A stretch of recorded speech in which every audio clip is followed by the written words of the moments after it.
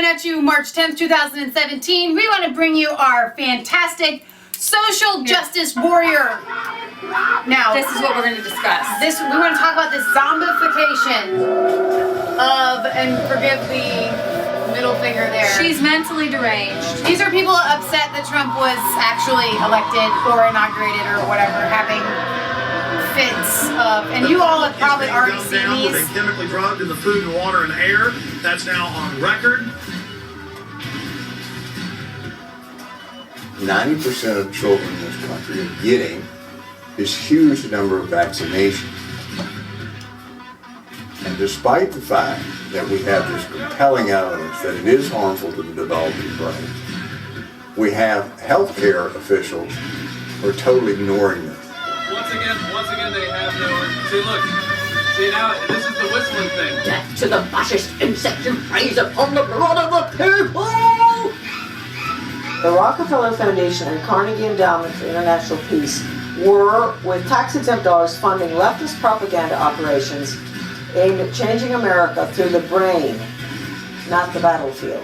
I didn't realize this was live, but all you people. If only they put as much energy into having an actual argument as they did smashing Scarlet's window. If you follow him through, you're going to see him looking more and more miserable. And then you're going to see him at the end. He's holding his left arm out, up like this, clenched fist, little hair, very unhappy, and his t-shirt says, Our Lady of the Benevolent Dictatorship, One World Global Training Corps. Yes, I have thought an awful lot about blowing up the White House.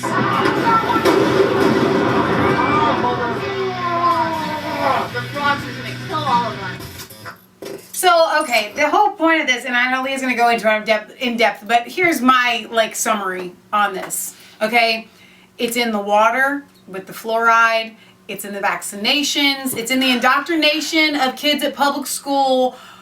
They're putting it everywhere, and they're making little zombies out of human beings. They can't function in life. They have no idea. I mean, and you know what a lot of it is too? I'm going to add to this because I know this is where Leah was going to, you're really good at that. You're very flicklimpsed. Leah was going to get to this, and I'm totally going to steal her punchline here, because we've had a lot of people say, they've raised millennials, and they say, I put my kid in daycare. They were in daycare from the time they were literally, 6 weeks old until they started going to public school, and they were fine. This is them. This is the fine. This is not fine. So thank you to our wonderful friend in Las Vegas for sending me this link, which this is what I've been wanting to say. This is what I guess there's a new acronym. SJW, this says SJS, but it's Social Justice Warrior, and this is the Social Justice Syndrome. Sorry, donkey cart. There's donkey cart syndrome. Rising tide of personality disorders among millennials. Okay? So we've got our women's marchers with their hats, right? If you were to come across someone who cried in the streets, who saw the world in terms of black and white, and made death threats against strangers, who cowered in a special room and made public displays of naked self-harm and bloodletting, you might conclude that they were suffering from a personality disorder. All of these symptoms can be found in the high conflict personality disorder category known as the Access 2 in DSM-V, including antisocial PD, histrionic PD, paranoid PD, narcissistic PD, personality disorders, and borderline personality disorder. Now, alternately, you might reason that these are the everyday behaviors of the modern social justice warrior. Of course, not every SJW has a personality condition, but sufferers from high conflict disorders are often drawn to extreme beliefs and behaviors under the illusion that they are acting politically. A 2016 UK survey found that since 1990, rates of depression and anxiety among the young have increased by 70%. That's a really massive 70%. number. That's ridiculous. While the American Counseling Association has reported a rising tide of personality disorders amongst millennials. Such disorders appear to be an acute problem with this generation, may have been an unintended outcome of the unprecedented experiment conducted in the late 1990s and 2000s by progressive parents. Now, this is not something that started in the 1990s. No. Although it got way worse. This started, and if I have this, if I'm going to do it now, I'm not sure, my educational blog, I have researched this. This is what I spend my time on, understanding where our education and how it got formed. There's a kind of a neat little Facebook group. It's called I don't really like the word sucks, but it's called the School Sucks Project. I like how they lay it all out there to give you just like a little clue. Your education was no good. All of you were dumbed down. You did not get a good education. Compared to Which is ridiculous because there's more money being put into education per student now than has ever been before. So you would think that our education would be the best. We were half homeschooled, half public schools, and we still didn't get a good education because even we did when we were homeschooled. It's gone ish, but it's still not as right. good as it should have been. If you look back at the education of, let's say, the 1700s, which was a time of what's going on? Go ahead, keep going. A time of education that was education was everything. It was she's going to get a book here. This is a 6th grade McGuffey reader. Okay, this is what our children used to be taught. Keep talking. Well, the things that were taught, when I go back and read those curriculum, I can't understand them. I graduated from high school. I went to college. The level of understanding their vocabulary, I'm always looking for more words to use, right? Their vocabulary was so immense. And in the mid 1860s, there was a social program started by the Dewey Decimal System. Mm-hmm. And Dewey's not a good dude. At the time, a lot of Catholics were coming over, and he used the fear of the Protestant families that the Catholics would overtake their education, and said, give us your children. We'll create, in Massachusetts, in Boston, Massachusetts, was the first compulsory schooling. There was no compulsory schooling, whether you know it or not.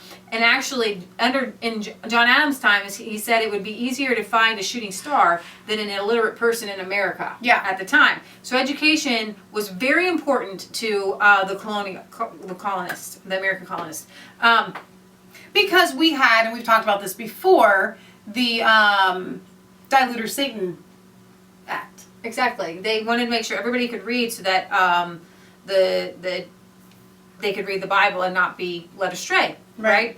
Okay, so I'm not going to go to that whole big thing right now, but starting with John Dewey, then you move on, and you've got, in 1906, you've got a group of people who see that they have the ability to mass educate people in a way that benefits them.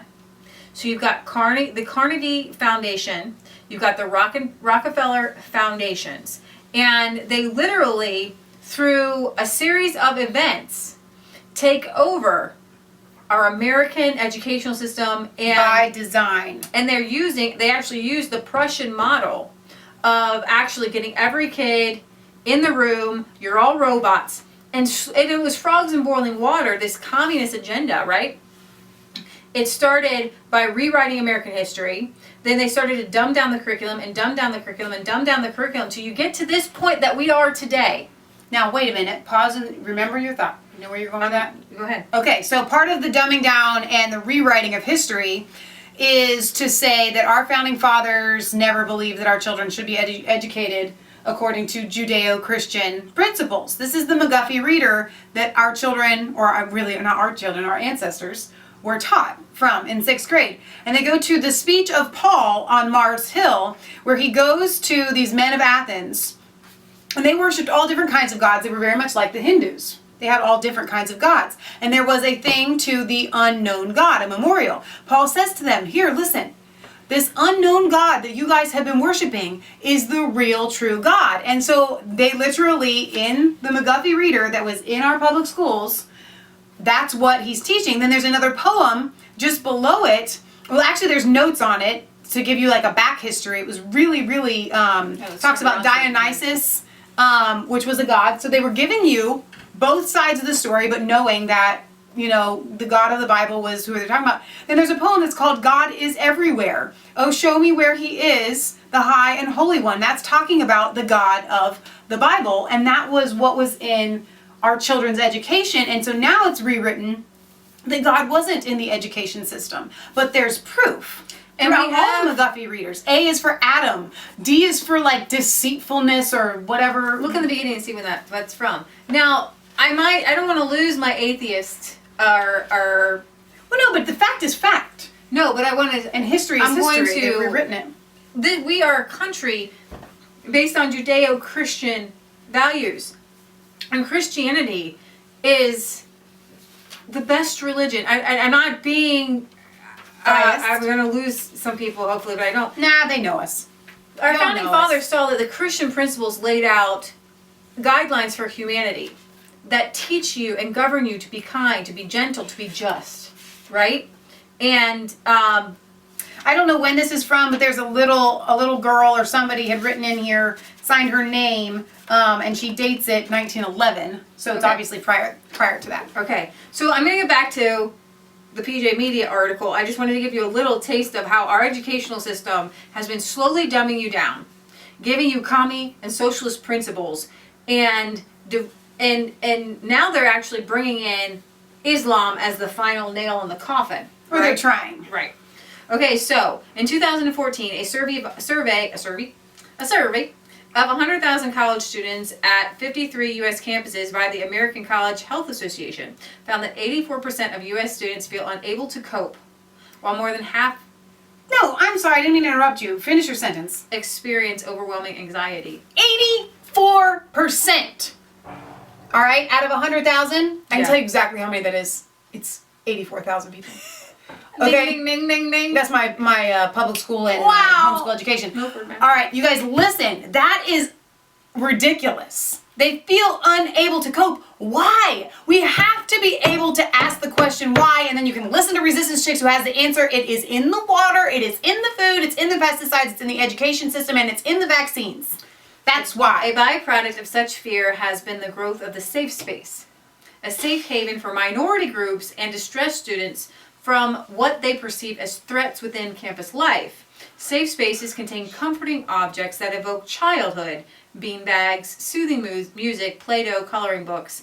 The spaces are often forbidden to entry to straight white men or political opponents.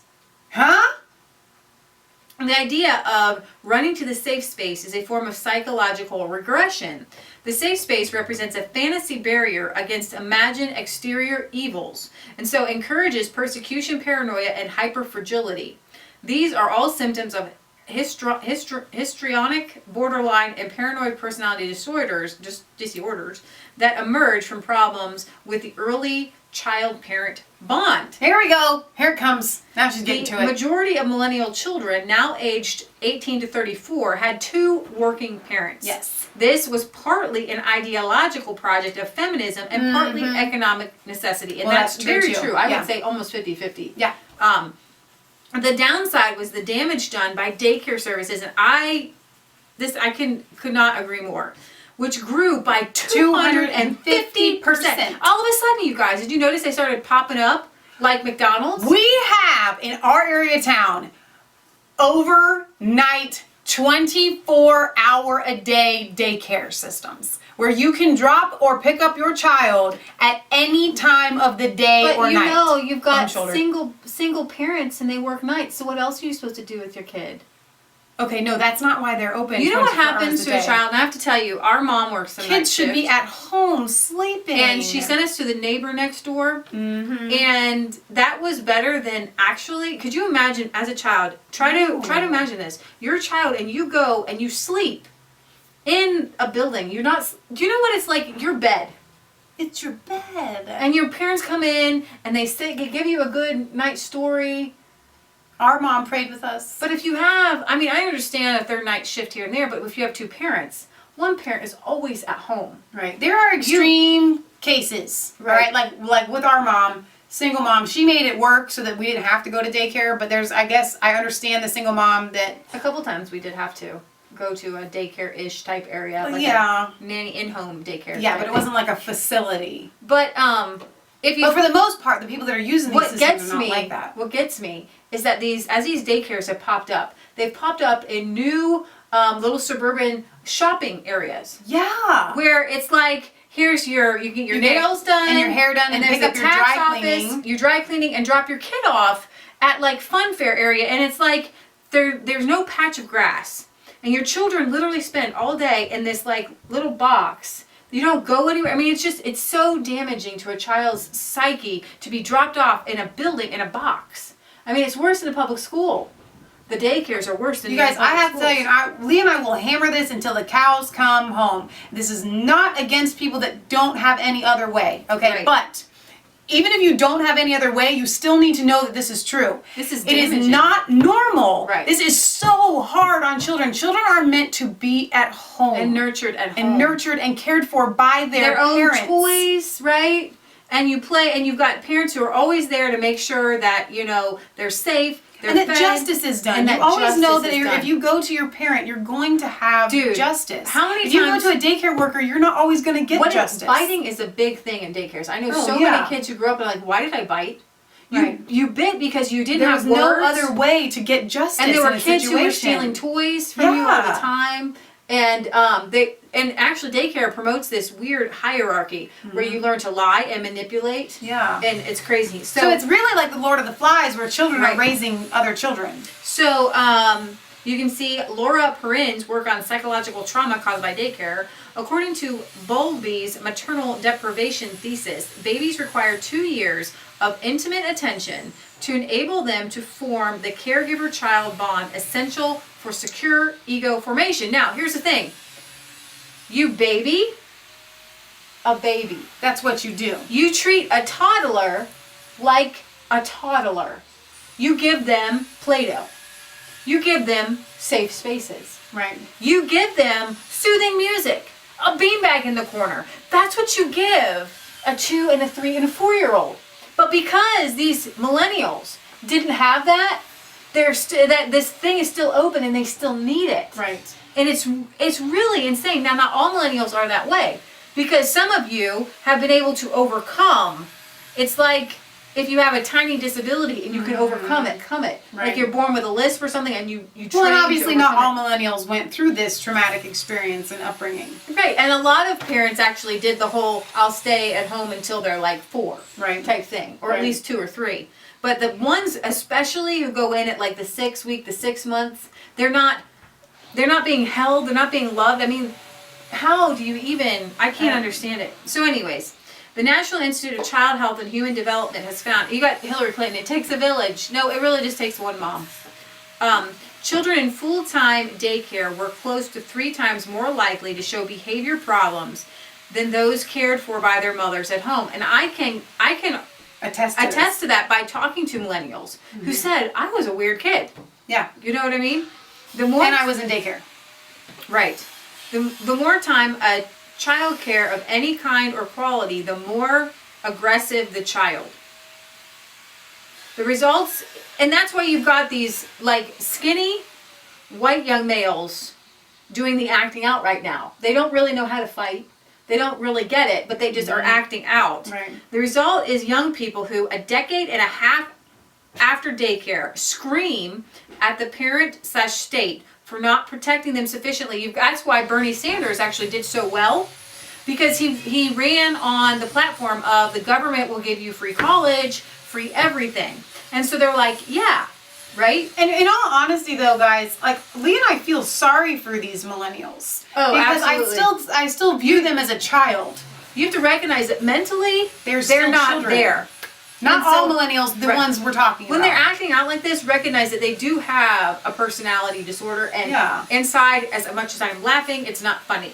It's not funny. This was done to them. Right. They were created. This was not a natural formation. The good news is, as soon as you come to the realization of it, you can snap out of it. This isn't not, while it's kind of damaging, my personal belief is, as soon as you recognize it, it's a snap. Yep. It's like a light bulb that just goes off. It's not permanent physiological damage. It's just a mental, it's like a lie in your head. As soon as you undo that lie, you're like, dude, I shouldn't have been in daycare. What is happening? I've been so, We've why did I actually have, heard from people that say similar. we have actually, yeah. So all right. unfortunately, these safe spaces actually look like daycares, right? Just like daycares.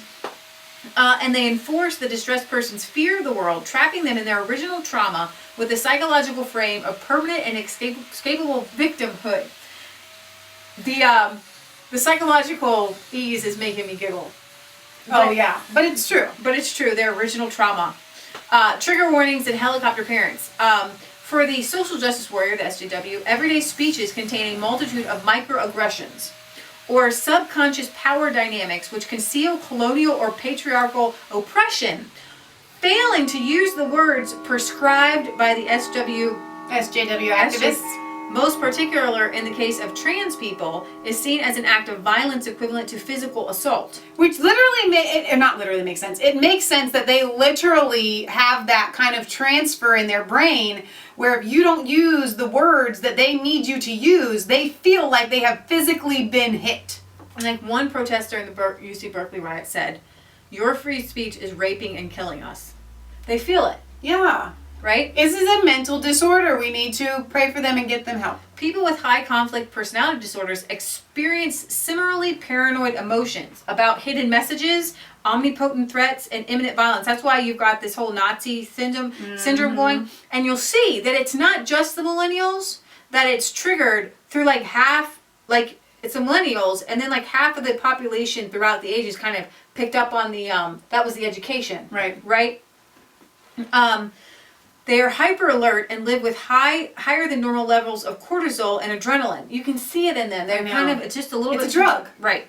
So basically, this whole Trump thing is a trigger, and that's what I've been saying over and over again. Anybody saying it, Ernie? You've been saying it, Ernie. They've been triggered. It's like the whole commie thing, and their parents actually were trained to train their children to hate things like capitalism, which we can talk about later.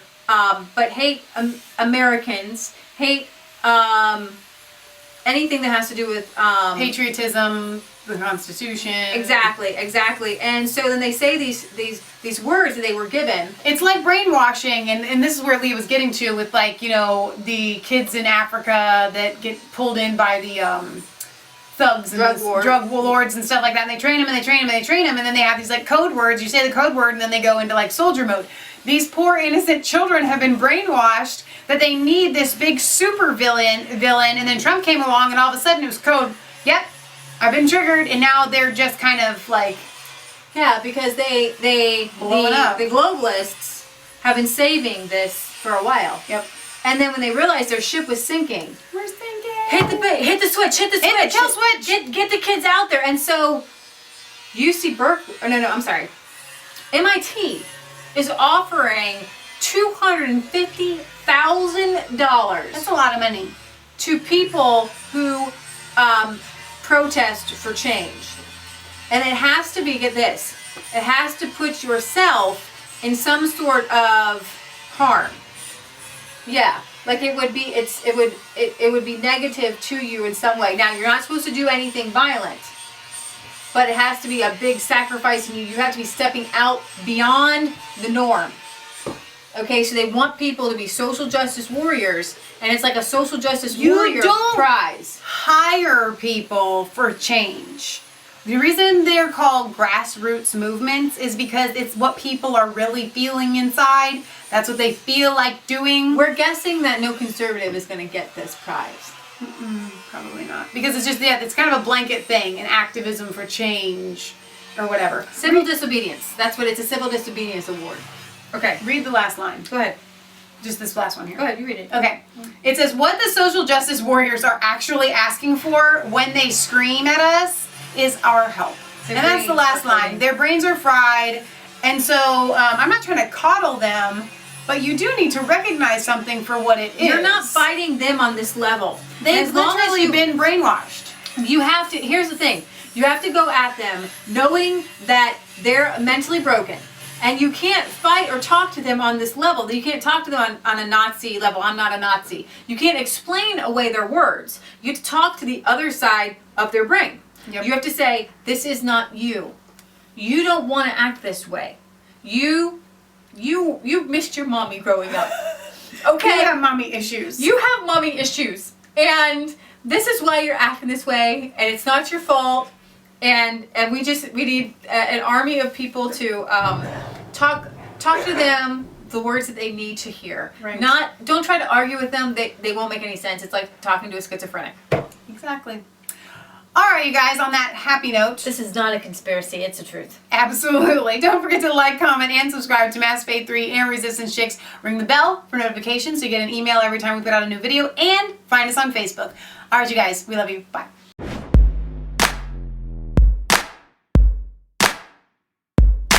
I was cold all alone. No place for home every day. So afraid. But you called my name.